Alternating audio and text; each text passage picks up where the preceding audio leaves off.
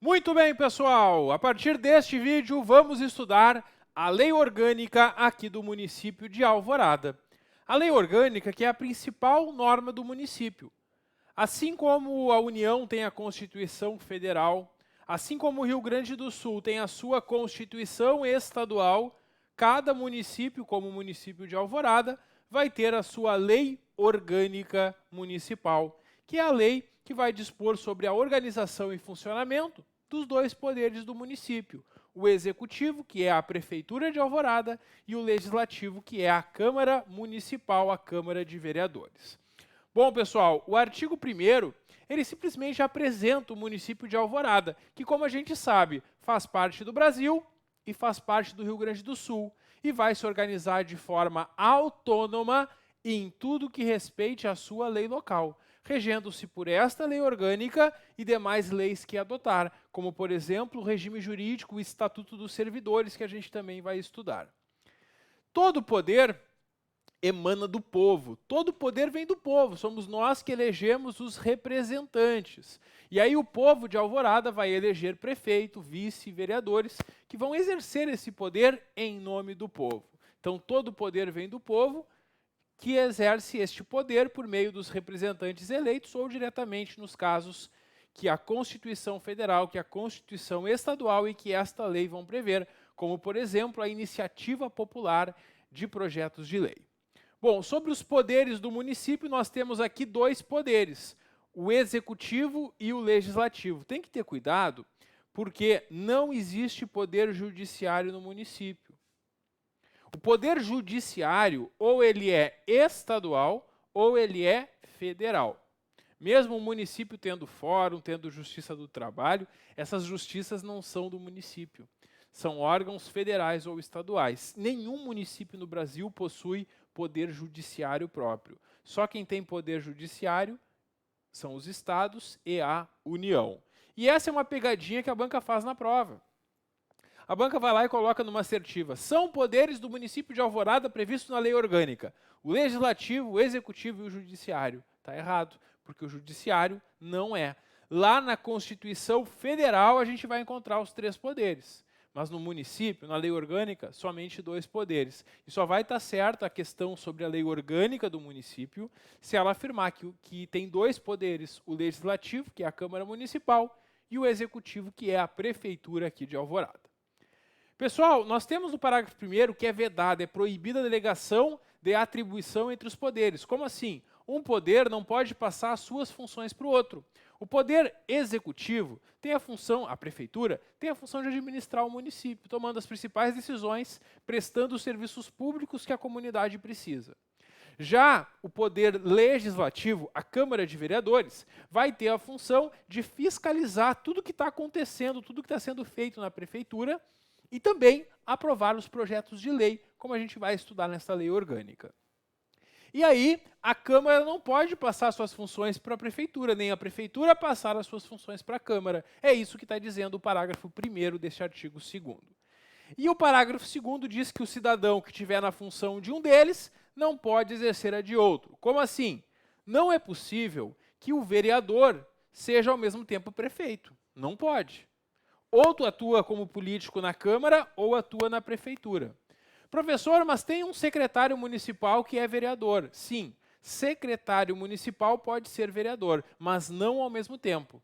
Sempre que o prefeito ou prefeita eleitos convidam um dos vereadores ou vereadoras para a função de secretário municipal, esse vereador vai ter que se licenciar da Câmara para assumir como secretário. Aí ele vai atuar como secretário e vai estar licenciado da Câmara. Nessa hipótese, como a gente vai ver mais adiante, ele não perde o mandato. Ele fica licenciado enquanto estiver como vereador. Quando ele não quiser mais ficar na função de secretário, ele volta para a função de vereador. Ou seja, ele fica licenciado da função de vereador enquanto estiver como secretário. Não quer mais ser secretário, volta e reassume o mandato de vereador. Então é isso, o cidadão não pode estar exercendo as 2 funções ao mesmo tempo. Foi mantido, quando foi feita essa lei orgânica, o território do município, e os limites do município só podem ser alterados nos termos da legislação estadual. Símbolos do município, nada demais, bandeira, brasão e outros estabelecidos em lei. A lei orgânica aqui de Alvorada não traz um símbolo em especial para destacar. Tem outros municípios que na lei orgânica eles trazem um símbolo específico, e aí isso tende a ser bastante cobrado em prova. Como a lei orgânica de Alvorada não traz nenhum símbolo em especial, fala só bandeira e brasão, é provável que isso nem seja perguntado na prova. Sobre a autonomia do município. Como é que eu posso dizer que o município de Alvorada é autônomo? Eu posso dizer isso porque o povo de Alvorada elege os vereadores que integram o poder legislativo. O povo de Alvorada elege prefeito e vice, que compõem o poder executivo. Existe uma administração dos serviços públicos locais, que é feita pela própria prefeitura. E também decretação e aplicação dos seus tributos e receitas. A prefeitura cobra tributos, que é daí que sai o dinheiro para pagar a remuneração de vocês que vão passar nesse concurso e também prestar os serviços públicos de necessidade da comunidade de Alvorada. Pessoal, data magna do município, anota aí para não esquecer mais, 17 de setembro. Não pode esquecer essa data na prova. Tem muita chance disso ser perguntado na prova, muita chance mesmo. Porque nem todos os municípios colocam a sua data magna na lei orgânica. Alvorada colocou, e na hora da prova tem bastante chance da banca perguntar qual é a data magna de Alvorada. Tu sabe, é o dia 17 de setembro.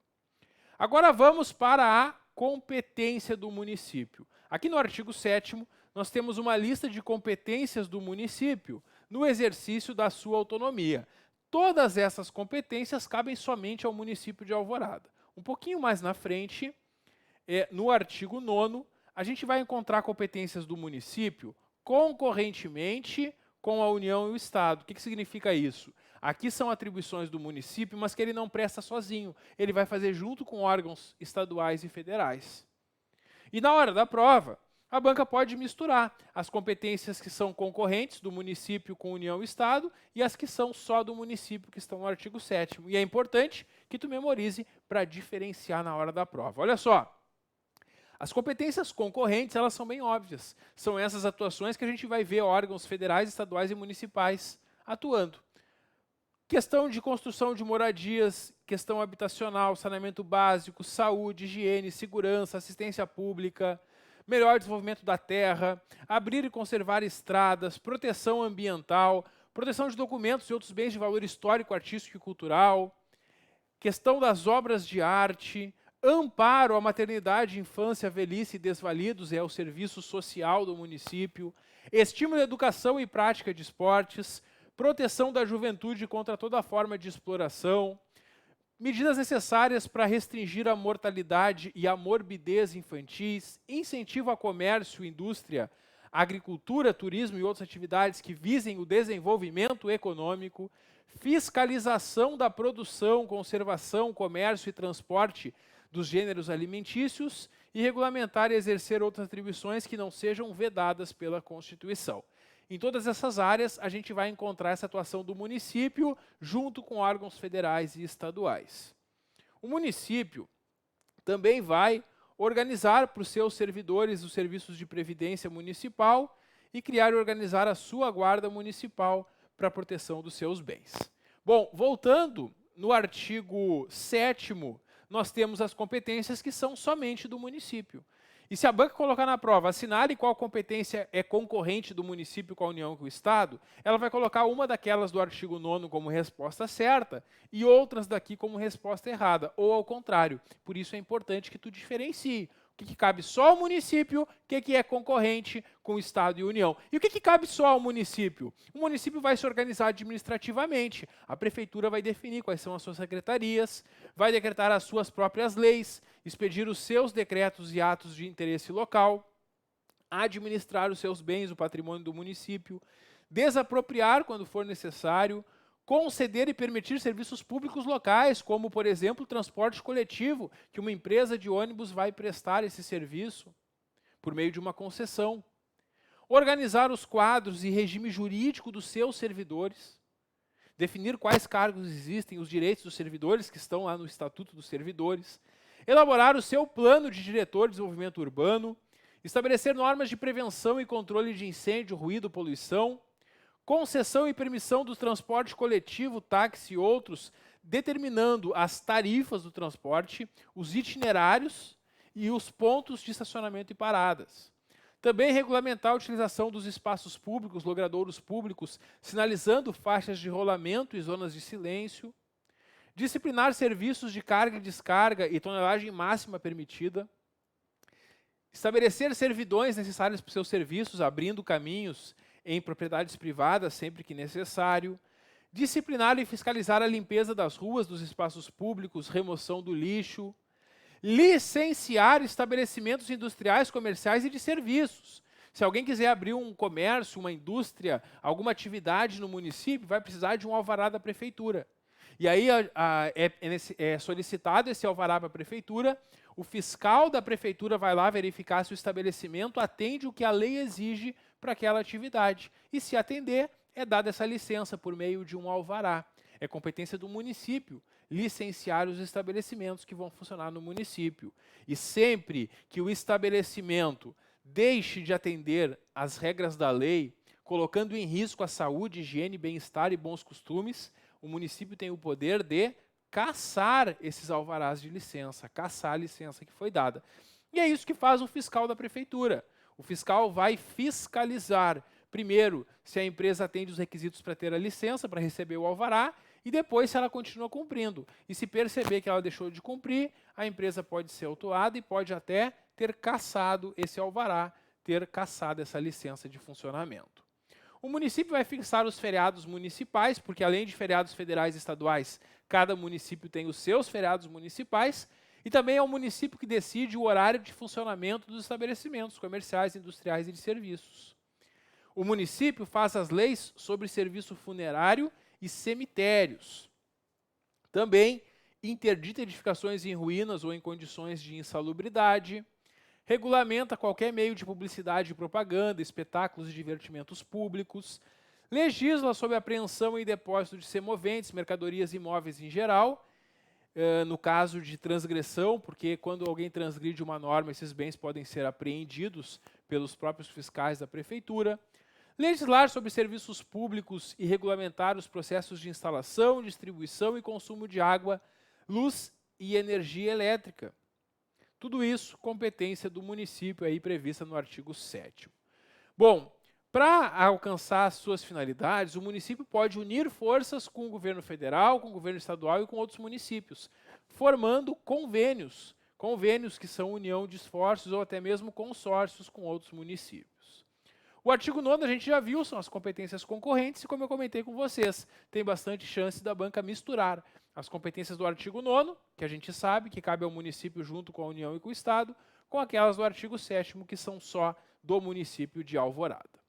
Muito bem, concluímos então o segundo capítulo, vamos avançar e vamos começar a conhecer agora o Poder Legislativo. Começar a conhecer, porque tem bastante coisa aqui na Lei Orgânica e, claro, até o final desse vídeo a gente não vai concluir o Poder Legislativo, mas já vamos entender bastante o funcionamento dele. Começando com a quantidade de vereadores. Nós temos aqui a composição da Câmara com 17 vereadores e tem uma boa chance disso ser perguntado em prova. E agora tu já começa a colocar o número 17 na cabeça, porque tu sabe que a data magna de Alvorada é o dia 17 de setembro. E tu sabe que Alvorada tem 17 vereadores. Vamos de 17, então, na dúvida, né? E aí tem o período de funcionamento da Câmara. A Câmara vai ter o seu funcionamento de 1º de março até o dia 15 de julho.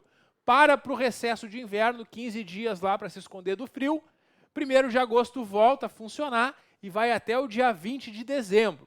Chegou 20 de dezembro, para tudo de novo, para as festas de fim de ano, verão, e lá em 1º de março do ano seguinte continua funcionando a Câmara, volta a ter sessões. No primeiro ano de cada legislatura, peraí, o que é uma legislatura?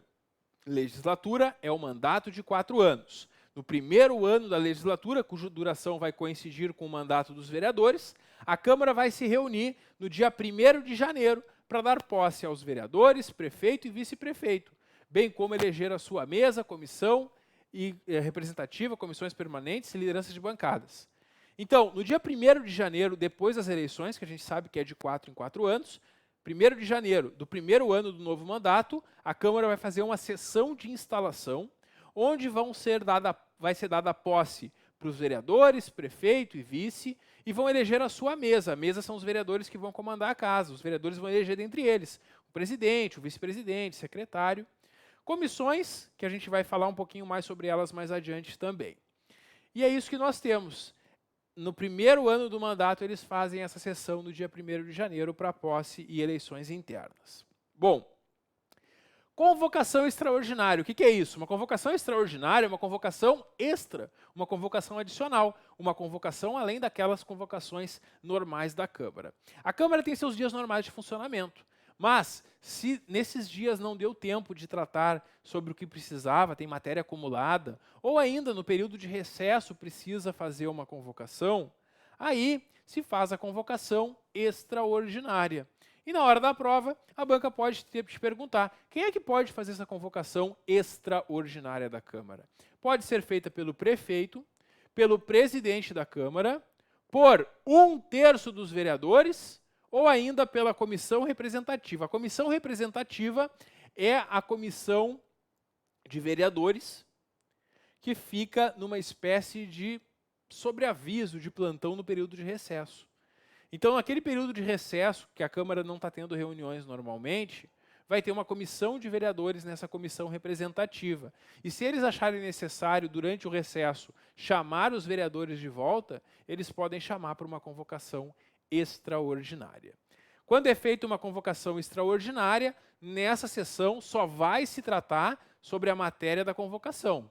Por exemplo, fizemos uma extraordinária para tratar sobre as escolas de educação infantil. Nessa reunião extraordinária só vai se falar sobre as escolas de educação infantil. Não vai se falar de outros assuntos nessa reunião. E para as reuniões extraordinárias, a convocação dos vereadores é pessoal. Cada vereador deve ser pessoalmente comunicado da convocação, sabendo o dia e horário que ela vai acontecer. E na composição da mesa da Câmara e das comissões, deve assegurar, tanto quanto possível, a representação proporcional dos partidos. Claro, porque a gente vai ter diversos partidos elegendo vereadores no município. E na mesa, que é onde estão os que vão comandar a casa, e também nas comissões, não é adequado que sejam todos do mesmo partido. O adequado é que tenham representantes dos diferentes partidos que integram a Câmara, tanto quanto possível, porque claro que não vai ter lugar para todos, mas aí um vai estar na mesa, outro vai estar numa comissão, eles vão se distribuindo dessa forma. Bom, sobre a questão de funcionamento e deliberações da Câmara, muito importante isso. E isso vai embasar bastante coisa que a gente vai estudar hoje. Para a Câmara ter um funcionamento, para acontecer alguma reunião da Câmara, é necessário que estejam presentes mais da metade dos vereadores, maioria absoluta dos vereadores. Pessoal, se são 17 vereadores, quantos vereadores têm de estar presentes para que algo possa ser votado pela Câmara? 9. 9 vereadores presentes, enquanto são 17. Se tiver reunião da Câmara hoje e estiverem presentes somente 8 ou menos vereadores, não pode votar nada. Não vai ter votação. A Câmara só pode colocar uma matéria em votação se estiver presente mais da metade dos 17 vereadores, que vai dar 9 vereadores. Essa é a presença mínima para ter a deliberação. E quantos votos eu preciso para aprovar a deliberação, professor? Depende. Depende quantos vereadores estão presentes, porque as deliberações, em regra, são por maioria simples. O que é maioria simples? Mais da metade dos presentes.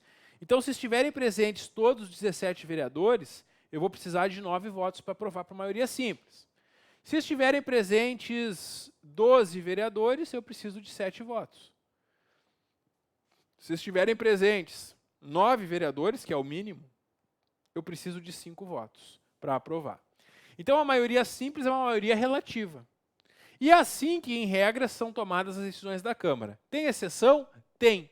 Porque tem algumas matérias que esta lei orgânica vai dizer que, para serem aprovadas, precisa maioria absoluta, ou maioria de 2/3. A maioria simples, a gente já sabe o que é. É mais da metade dos presentes. A maioria absoluta é mais da metade do total de vereadores. E se tem uma matéria que vai ser aprovada por maioria absoluta, ela só vai ser aprovada com 9 votos. Não importa se estão presentes 17, 12 ou 9 vereadores. Se é maioria absoluta, precisa sempre de 9 votos, de mais da metade do total. E tem matérias que são ainda mais difíceis de aprovar, porque vão exigir 2/3 dos vereadores, que vai dar mais do que 9 votos ainda para alcançar. Bom, se a lei orgânica não disser nada, a matéria é aprovada por maioria simples. Quando a lei orgânica disser que é maioria absoluta, mais da metade do total dos vereadores, não importa quantos estejam presentes.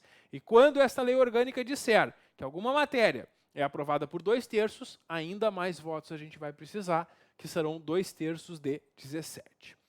Muito bem, pessoal, visto isso, vamos avançando agora para falar sobre as leis complementares. Sabe qual é a diferença da lei complementar para a lei ordinária? A lei ordinária é aquela lei comum. As leis em geral, a maioria das leis são leis ordinárias, são leis comuns. E as leis ordinárias são aprovadas pela maioria simples, mais da metade dos presentes. Voltando ali no esquema, né? A lei ordinária é aprovada por maioria simples. A lei complementar, ela é uma lei um pouco mais difícil de ser aprovada, porque ela vai exigir para sua aprovação o voto da maioria absoluta, que é mais da metade não só dos vereadores presentes, mas sim do total de vereadores, que sendo 19 vereadores vão ser 9.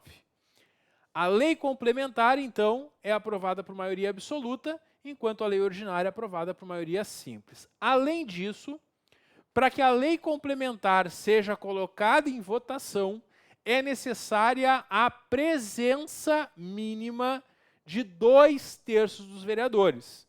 Se tem uma matéria a ser votada por lei complementar hoje e não estão presentes 2/3 dos 17 vereadores, não vai ter votação. E ela é aprovada, como a gente vai ver mais adiante, por maioria absoluta. Isso sobre a lei complementar. Pessoal, o presidente da Câmara ele é um dos vereadores e ele comanda as sessões. Ele está numa mesa de frente para os demais vereadores, comandando. Ele dá a palavra para um, dá a palavra para outro, coloca um assunto em votação. Ele comanda lá o espetáculo, né? É isso que faz o presidente da Câmara. Como ele está lá coordenando a sessão, ele não vai votar sempre. O parágrafo 2º do artigo 16 diz que ele só vai votar quando houver empate numa deliberação, ele vota para desempatar, quando a matéria exigir a presença de 2/3 dos vereadores, ou ainda nas votações secretas. Nesses casos, o presidente vai votar. Nos demais, ele não vota, porque ele está lá coordenando a sessão. No grande expediente das sessões plenárias, que é a parte inicial das sessões da Câmara, vai ser reservado um espaço e tempo para pronunciamentos populares. Representantes da comunidade, por meio de entidades e associações, vão comparecer e usar essa palavra, que em muitos lugares se usa o termo tribuna popular, né? Uma oportunidade para que não só os vereadores falem nas sessões, mas também a comunidade se manifeste. As sessões da Câmara são públicas e o voto é aberto. Qualquer pessoa pode acompanhar as sessões e a gente sabe em que os vereadores estão votando. O voto só não vai ser aberto, o voto só vai ser secreto nos casos que esta lei orgânica ou o regimento interno assim dispuserem. Prestação de contas do município. O município vai prestar contas sempre até o dia 31 de março. O prefeito encaminha suas contas do ano anterior até o dia 31 de março do ano seguinte para o Tribunal de Contas. O Tribunal de Contas vai fazer um parecer prévio sobre essas contas e encaminhar para a Câmara de Vereadores, que é quem vai julgar as contas do prefeito. E as contas do prefeito, do município, ficam à disposição pelo prazo de 60 dias. Qualquer contribuinte, qualquer um pode ir lá e olhar essas contas durante 60 dias todo ano. Todo ano, dentro de 90 dias do início da sessão legislativa, a sessão legislativa começa em março, como a gente viu, né? Dentro de 90 dias do início, a Câmara recebe o prefeito numa sessão especial. E aí o prefeito, todo ano, então, lá no começo do ano, vai comparecer à Câmara e informar para os vereadores, por meio de um relatório, como que estão os assuntos municipais. O que ele está fazendo na saúde, na educação, o que está sendo feito no município. É isso, o prefeito vai fazer essa prestação de contas também todo ano.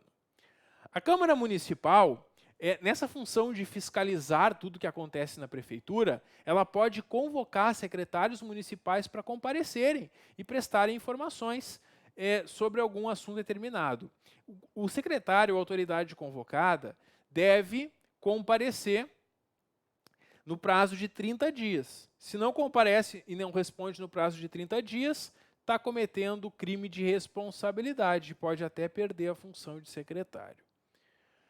A Câmara ela pode criar também comissão parlamentar de inquérito. O que é isso? A comissão parlamentar de inquérito é a famosa CPI. É uma comissão de vereadores que vai ser criada a requerimento de, no mínimo, 1/3 dos vereadores para investigar algum fato determinado. E aí, se ela concluir nessa investigação que houve alguma irregularidade, ela encaminha a sua conclusão para o Ministério Público, que é quem depois vai ter a prerrogativa de ingressar com as ações.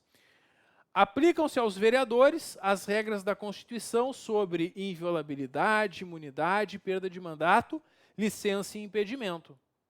E aqui nós temos algumas proibições ao vereador. Para entender essas proibições, a gente tem que entender que tem um caminho até que o vereador assuma o mandato, né? A gente tem a eleição. Geralmente, a eleição ela vai acontecer ali pelo mês de outubro. A mais recente ela foi no mês de novembro por causa da pandemia do coronavírus, né? Mas geralmente no mês de outubro a gente tem a eleição. Depois a gente vai ter a diplomação ali pelo mês de dezembro, que é o momento que a Justiça Eleitoral confirma que quem foi eleito vai tomar posse, porque eles fazem uma verificação da documentação da campanha eleitoral. E depois, no dia 1º de janeiro, nós temos a posse. Bom, no momento que o vereador foi eleito, ele não tem nenhuma proibição ainda. No momento que é expedido o diploma, ele tem as proibições do inciso 1. E no momento que ele toma posse, ele vai ter as proibições do inciso 2.